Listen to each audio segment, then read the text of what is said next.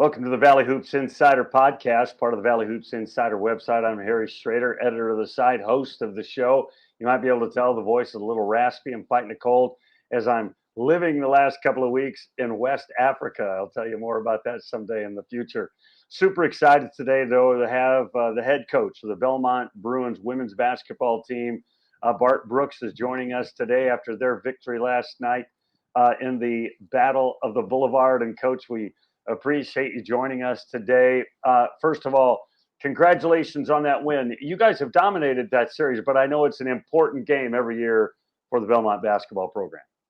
Yeah, thanks, Harry. Thanks for having me on. I appreciate you taking the time and excited to do this. And yeah, anytime you beat your local rival, it's a Battle of the Boulevard. We are on the same street. We're about a mile and a half down the road from each other. So it's always a big game. No matter how good either of us are, the game is always really competitive. And we've come out on the good side of it here lately, and we're fortunate to do that. You've played them 77 times. I think the men have played them 150 times. I know it's because I've covered the men's side of things for quite a while. I know it's a rabid rivalry on the men's side, equally rabid for the women. You know, I think it might have been at some point, maybe the last handful of years, it might not have quite the same sizzle as the guys' side still does, and partly because we have kind of dominated the recent years, but the games have been really competitive. So, for us, anytime we beat those guys, it's a sweet moment for Belmont. I was originally reaching out. I wanted to get to know you and get to know more about your basketball program. When I saw that you just stacked your schedule with Power Conference schools, I think you've gone 3-2 against the Power 6 schools so far this year. So that's got to be a philosophy, something you decided, and I looked at your schedules from previous years. You like to play the big boys or the big women, maybe I should say, but you like to play the Power Conferences. Talk about that philosophy that's behind what you're trying to accomplish. Yeah, you're right. We try to put our players in position to compete against the best teams, the best coaches in the country, right out of the gates. And, some years it's miserable. Last year we struggled, and we were 4-7 going into the Valley. And it was a really challenging non-conference for us. It's been really challenging this year, but we figured out a way to win a couple of these games, tough games. And, it had a shot in the air to beat Mississippi State that could have been a huge win for our program. But really what we're trying to do is put our players in the position to be able to compete against these teams early, to understand what our blind spots are, what we need to fix for us to be competitive at that level. And if we do what we're supposed to do and handle our business, it puts us in position that if we win a few of these games, that we have a chance to get in that large bid in the tournament. 7th season there at Belmont. You're averaging over 20 wins a season there, and yet the last 2 years in the Missouri Valley Conference. What's it been like, the adjustment from the OVC to the Missouri Valley Conference? Yeah, I think just the logistics, just getting to and from places has been a challenge. Just getting the new drill down of how we travel and where we stay and where we eat. And, you kind of get the rhythms of that when you play in a league over and over. And we were very used to that in the OVC, and the Missouri Valley is different, and we're learning our way through that. That's a obvious one. The on the court stuff, the teams, the level of talent, the depth, I think, of the talent on the teams. We're playing against teams that have depth, that are big, that are physical, the athleticism. The 1 through 12 in the Valley is significantly more talented than it was in the OVC. And so we don't have an easy night in this league. And I think living through it last year, we're very aware that we've got a grind ahead of us in the conference season. And yet you were highly successful last year. Let's not forget that part. I do want to ask you, people that visit my website, they know I'm starting to try to grasp the women's side of the Missouri Valley and the Ohio Valley Conference play. Talk to our new fans that haven't seen your team. What's the style of play behind the Belmont Bruin philosophy? What are you guys trying to do offensively, defensively? Yeah, I think offensively, we're always trying to play a very free, exciting style. We love to share the basketball. We have I think a system that we cater to multiple kinds of players, and we've got players who are really good off the bounce, and we give them space to attack. We shoot a lot of threes, sometimes too many threes. When they don't go in, it's not a good thing. Um, but we try to really space the floor and give our playmakers room to make plays for their teammates or for themselves. And I think it's a difficult system to defend. You have to take something away, and then that means you're going to give something up. And then defensively, we're a work in progress always with both of these things. But defensively, I think we're finding our way this year as a team that I think we can be really really good defensively, and we've been guarding the 3-point line really well this year. And I'm not sure why that is. Sometimes I watch the game back. I'm like, I don't know if it's us or if it's them. But defensively, we just try to make everything contested, keep everything in front of us, make people take difficult shots, and then give ourselves a chance to rebound and play in transition. So that's a little snapshot of what we do. I'm going to give you a chance to brag on some of your current players, but I remember 2 or 3, 4 weeks ago, I'm reading some national website and they say, here are the top mid-major players that have transferred to power conference teams. And two of them were Belmont Bruins. I mean, you lost two outstanding players. And I don't know, for some teams, they the proverbial, they just reload, they don't rebuild, but you lost two outstanding players and are still competing at a high level. That says a lot about what you guys have been able to do recruiting wise and developmentally. Yeah, no doubt we lost a huge amount of production. Our two leading scorers, two players that had been a huge part of our program for the last 3 years, and they moved on to different schools. And I'm really excited about our group this year. I think we've got the most competitive, hardest working group that I've ever had at Belmont. And I think that's showing itself in how we're competing against teams like Stanford and Mississippi State and Georgia. And, Tootie Jones, who's been here, she was injured last year, missed the majority of last season, but she's a fourth-year player for us that has started every game she's played in at Belmont. And she's kind of the heartbeat of our team. And we go as she goes. And she's one of the most competitive, hardest working players I've ever coached. And I think her personality is kind of it's infused itself into the rest of her teammates, and I think that's made us pretty good this year. I wanted to ask you about her, so I'm glad you pointed her out. All defensive team 2 years ago, and then missed all of last year, but she's really hit the ground running. 4 or 5 young ladies averaging double digits. So your team obviously knows how to share the ball, and obviously they're talented enough that all 5 of them can score. Yeah, I think they fit really well together. I think that's kind of the magic in basketball, is that the whole is better than the parts. And we've figured out I think a way to help all of them be in a position to do what they do well. And we've got shooting, we've got playmaking, we've got scoring inside, and we've got the ability to pass and play together. And I think the group really fits well together. That's why it's so much fun to coach them. And I think we're a little bit of an equal opportunity offense this year, and that any given day it could be a big night for anyone. And that's exciting for me as a coach, and probably hard to scout. Tessa Miller, I think, is your leading scorer, and Jalen Banks. Those two young ladies, both averaging like 13 a game. And talk about them and what they're bringing to your squad. Yeah, Tessa's our anchor in the middle. I mean, she's a great inside defender. Has done a great job competing with some of the best big guys in the country already this non-conference season, and she's more than held her own.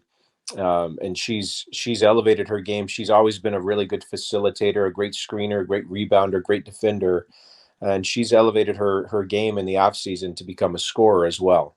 And I think that addition to our team has been a huge key to why we've been able to have some early season success. So Tessa's a really, really competitive. Another, I'm going to say that a lot about our players. She's really competitive, and she just finds a way to get it done sometimes when it doesn't look like she can get it done. And then Jalen, as a true freshman, being thrown into playing against 3 SEC teams in the first 4 games of her career, and has done an incredible job of being ready to compete at that level. She's still learning as a freshman. Obviously, there's a lot of things that she's she's hearing for the first time and working through and trying to figure out at this level that you can't get away with some of the things that you did as a high school senior. But her talent and her competitiveness have allowed her to, I think, step in seamlessly into the point guard spot, which is, the most challenging position to play in college basketball. And she's doing a great job as a freshman, learning as she goes. But man, she's got so much talent. She's done a great job of finding her way this early season. And then your last two starters, Kendall Cheeseman and Killen McGuff. Talk about those two young ladies. And Killen McGuff has had some really big games for you in the last several games. Yeah, and in Kai, she's actually had probably the best off season of anyone in our program. And then she came out of the gates struggling for whatever reason, had a couple of tough games early, but then has found her stride again here these last couple. She had 14 rebounds last night in a game where she didn't have her best stuff offensively, but she just has really embraced the everybody, every possession jobs, as we say. And that means, she's been a great rebounder for us. She's defending at a really high level. She's making a lot of really positive plays for us. A lot of things that don't show up in the box score, but things that impact winning.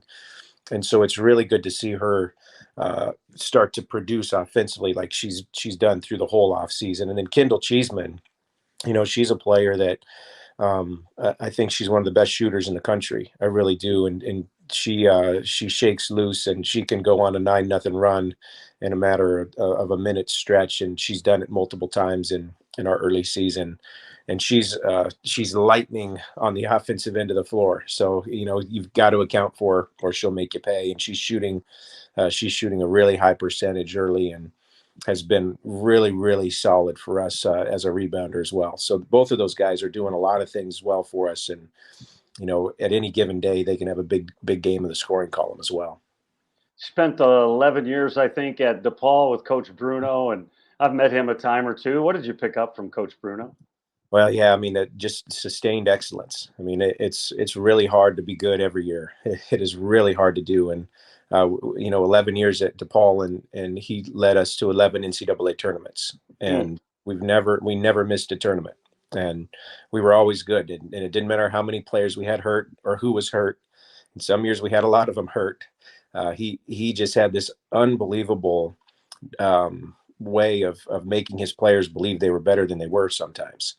And he just what he did every day, it was a daily pursuit of excellence. And I don't know that I totally appreciated it when I was there as much as I do now, looking back at how hard it is to be good every year and every game, and to show up and do it again and when it's expected. And then the standards are raised and the expectations are raised, and to still meet them every year is a really challenging thing. So I just look at him and I wonder how in the world he's still doing it at a really high level. But he's an incredible coach, incredible mentor. So you have to know my good friend Jill Pizzotti. She's like my big sister. She took care of me and still does. I love Jill. She's a great gal. I used to work with the Billikens there and announce their games a long time ago when she was the head coach. So Jill and I are old pals.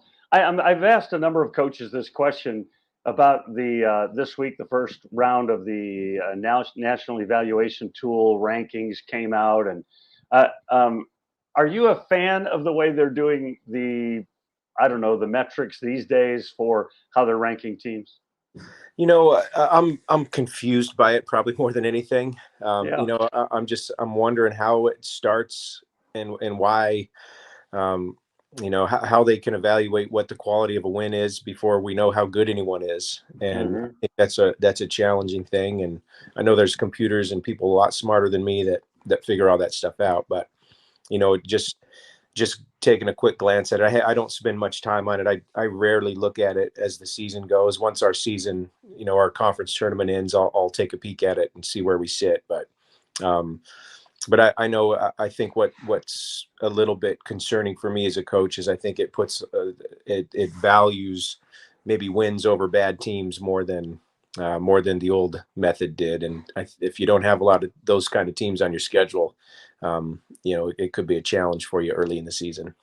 Yeah, when I looked at it, even just this week, Illinois State, we know is a great basketball team, but they haven't played the schedule you have, but they have a high net ranking. And UNI, we know they're going to be a good team, but they've got one win, and their ranking it far exceeds what a one-win team would have, I would think.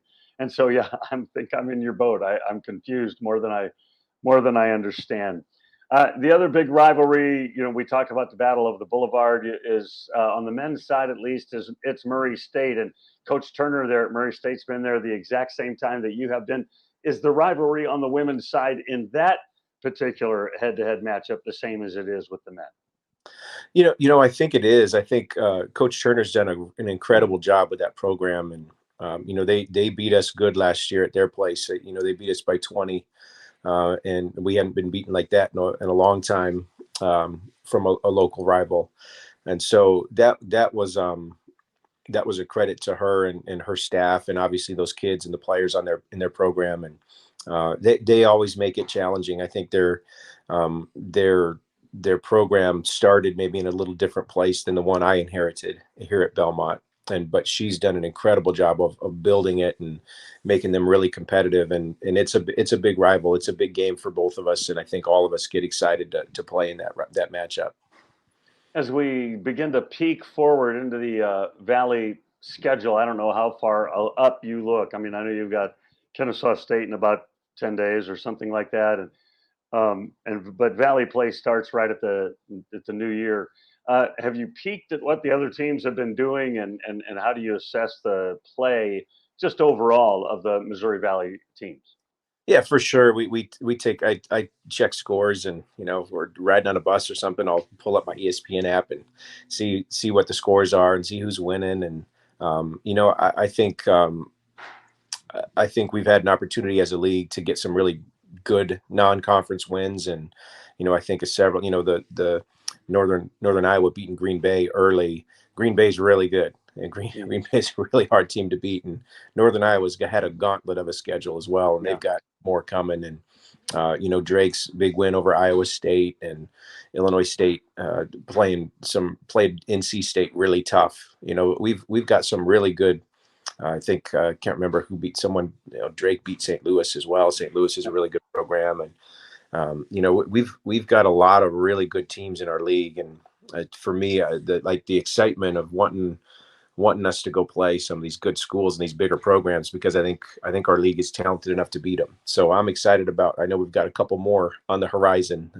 Big wins still left for us. Two final questions. First, your wife played in the WNBA, Charlene. So does she give you tips about how to coach the young ladies? I'm just curious about somebody that played at such a high level. Does she kind of chirp in your ear every once in a while at home to help you know? She is so much on the players' side. I mean, she is all about the players. So she sees the game from a player's point of view, and she helps me keep things in perspective. I come home sometimes with my hair on fire about everything. The world is wrong, and we're not doing anything right. And she always kind of keeps me centered and gets me cooled down for the next day's practice.